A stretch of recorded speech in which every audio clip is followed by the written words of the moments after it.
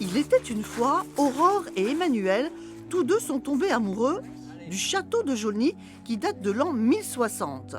En 2020, le couple se lance dans une aventure chevaleresque et l'achète. Veilleurs, des veilleurs. Hein. Gardien. Ouais, gardien. Ouais. On veille sur lui. Et puis, voilà. Le temps de notre existence, si on veut dire, c'est nous qui en prenons soin. Et puis ensuite, on passe au suivant. Dans la pure tradition de ce qui se fait, hein, finalement. Bah oui, c'est ça. C'est être attentif à un patrimoine à un moment. Et puis essayer de faire le meilleur dans le temps qui nous est imparti. Un vrai défi au temps, car le château était dans un état dégradé, mais petit à petit, Aurore et Emmanuel le restaurent. En ce moment, c'est la toiture qui est rénovée. Il y aura 3 phases de travaux. La première va durer 10 mois. On découvre plein de choses et on comprend des choses grâce aux compagnons, etc. On découvre par exemple des tuiles qui ont été moulées à la main, et puis on comprend qu'il y a des systèmes de sablières, de construction complexes, très anciennes.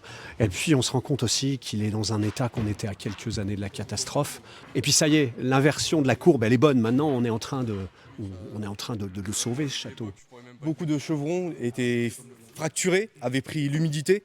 Et avec le temps, il y avait le risque qu'ils cèdent. Et les tuiles auraient pu tomber et ça aurait pu faire de plus gros dégâts. Les châtelains peuvent aussi compter sur toute une équipe de bénévoles. Ça avance les chevaliers. Chevaliers bricoleurs, on a des hommes, on a aussi des femmes. Alors, c'est les chevaleresses. Nous travaillons en gros mardi et jeudi sur tous les petits chantiers d'entretien général et puis tous les intérieurs, les salles de bain, vous voyez, toutes les choses un petit peu qu'on ne voit pas.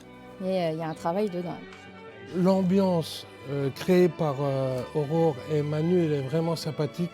C'est bienveillant, on est dans la bonne humeur. Nous aussi d'habitude, hein, on est en bleu de travail.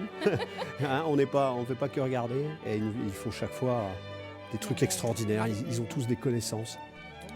Beaucoup d'investissements personnels donc et aussi financiers pour assurer cette restauration.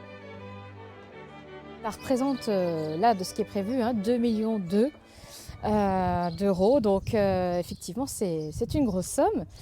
Alors, ça va être financé donc, en bonne partie quand même par la DRAC, donc la culture donc, lorraine.